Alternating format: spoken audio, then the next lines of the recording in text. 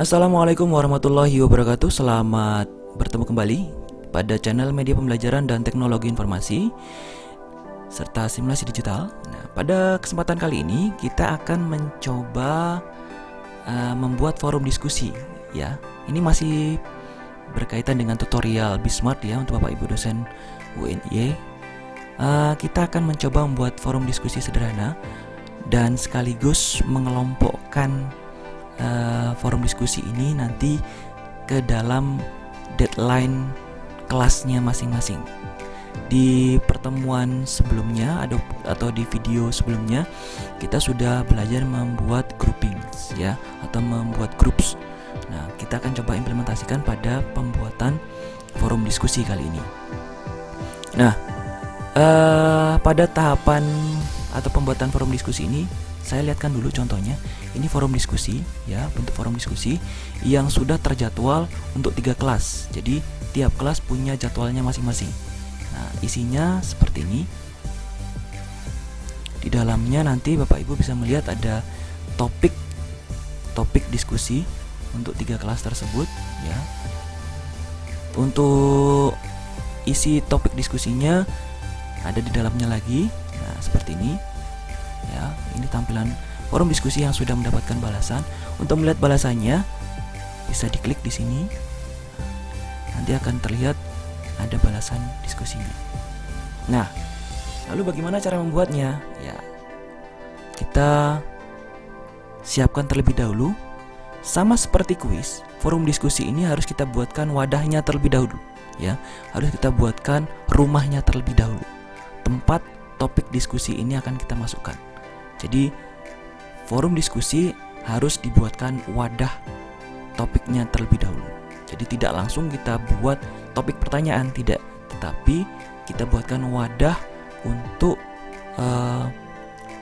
topik diskusi ini akan kita masukkan nanti. Nah, tempat forum diskusinya. Nah, caranya bagaimana? Pastikan Anda sudah mengaktifkan menu editing ya, dengan indikatornya adalah warna tombol di sini berubah menjadi warna merah. Kalau sudah aktif, di sini akan muncul add an activity or resource. Klik. Nah, pilih bagian forum. Lalu klik add. Ya, klik add. Setelah diklik add, kita buat ya. Nama forum diskusinya apa?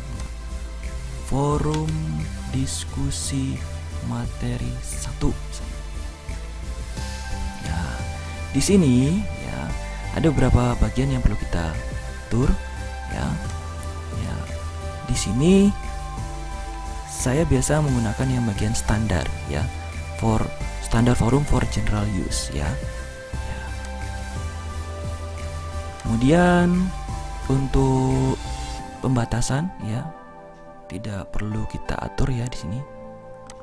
Ya, bagian ini juga tidak perlu, ini juga tidak perlu. Grade, nah ini juga tidak perlu. Rating, nah untuk rating ini saya biasanya menggunakan average ya.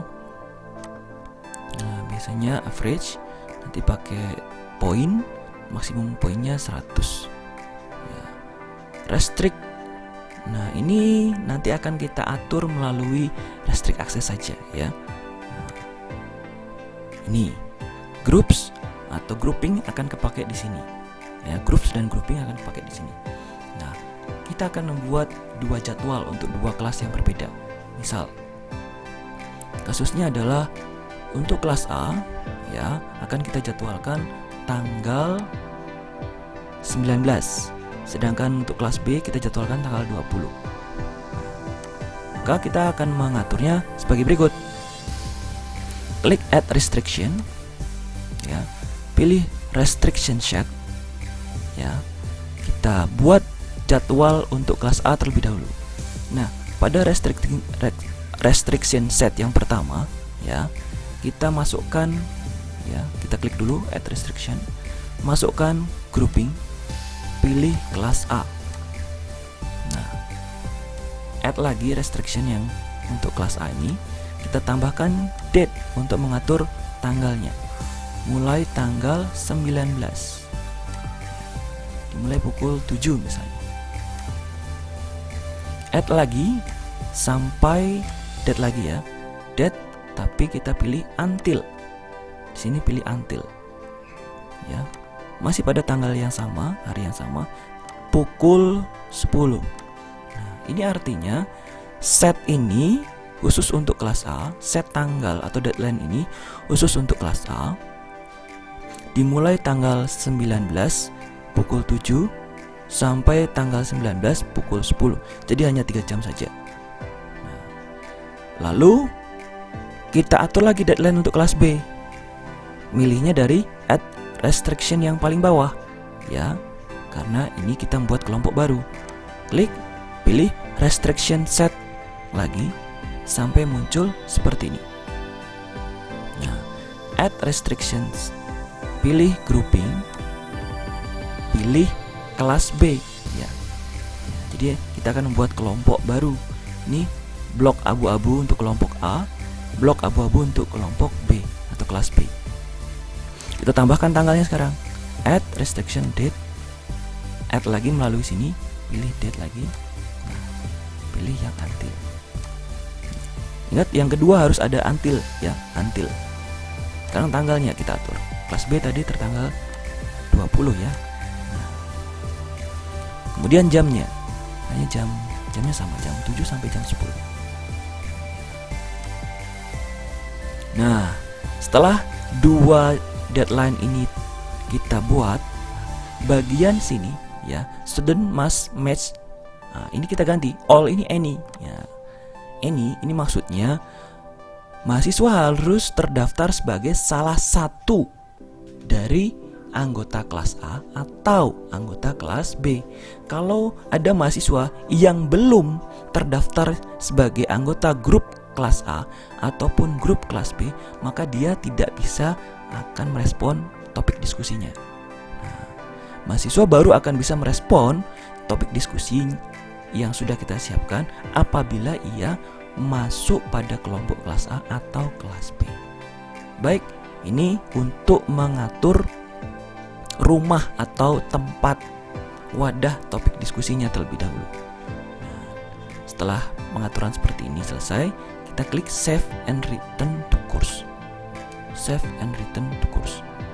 Ya, tunggu sampai selesai. Nah, di sini akan terlihat penjadwalannya. Topik diskusi ini akan aktif apabila masuk tanggal 19 untuk kelas A atau tanggal 20 untuk kelas B. Lihat Bapak Ibu, ini baru rumahnya. Topik diskusinya belum ada. Nah, topiknya bagaimana? Ya. Untuk pembuatan topik diskusi, Bapak Ibu bisa masuk terlebih dahulu pada forum diskusinya. Jadi klik forum diskusi yang sudah Bapak Ibu buat. Ya, Bapak Ibu akan melihat add new discussion topic. Add new discussion topic. Diklik. Ya. Di sini ya. Bapak Ibu akan mulai membuat topik diskusi ya. Nah, pertama judulnya dulu, subjeknya tentang apa? Misalnya temanya tentang media pembelajaran. Ya. Nah, isi topiknya apa? Nah, misalnya gitu. Apakah pendapat kalian tentang proses pembelajaran melalui daring ini efektif atau tidak? Jelaskan alasan kalian. Nah, misalnya topiknya seperti itu. Apabila ada file yang ingin dilampirkan, Bapak Ibu bisa melampirkan filenya dari sini. Tapi kalau tidak usah. Nah, di sini perlu diperhatikan Bapak Ibu. Apabila Bapak Ibu memiliki topik atau pertanyaan yang sama untuk semua kelas, maka pastikan Bapak Ibu memilih bagian all participant di sini atau post a copy to all group. Nah, di sini harus dicentang. apabila topik pertanyaannya posisinya sama untuk semua kelas. Nah, tetapi kalau beda, misalnya untuk kelas A topiknya beda dengan kelas B, Bapak Ibu pastikan pilih topik yang Bapak Ibu sudah buat di atas ini untuk kelas A atau kelas B. Nah, seandainya ini untuk kelas A, ya, maka ini pilih grupnya kelas A. Post to forum. Ya. Nah, maka nanti akan tampak seperti ini. Ya. Kalau kita lihat, ya, kita klik di sini. Nah, ini akan terlihat seperti ini. Maka topik ini hanya bisa dilihat oleh mahasiswa dari kelas A. Nah, lalu bagaimana untuk membuat topik untuk kelas B? Ya, kita klik lagi, kita buat lagi add new discussion topic, ya. Kita pilih dulu nih untuk kelas B. Ya.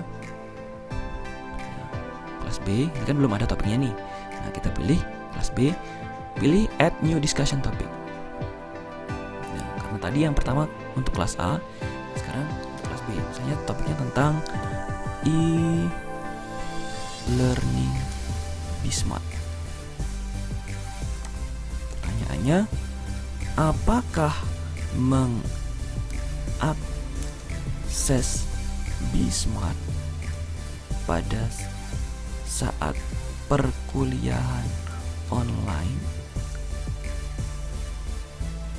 dapat membantu proses pembelajaran Anda? Bisa seperti ini, misal ya, tidak usah dilihat pertanyaannya. Baik, kita scroll saja langsung pada bagian ini. Nah, karena ini topik khusus untuk kelas B, maka pastikan di sini isinya kelas B, ya. Karena kelas A tadi sudah memiliki topik diskusinya sendiri. Nah, kalau sudah kelas B, klik post to forum. Nah, nanti akan muncul topik seperti ini.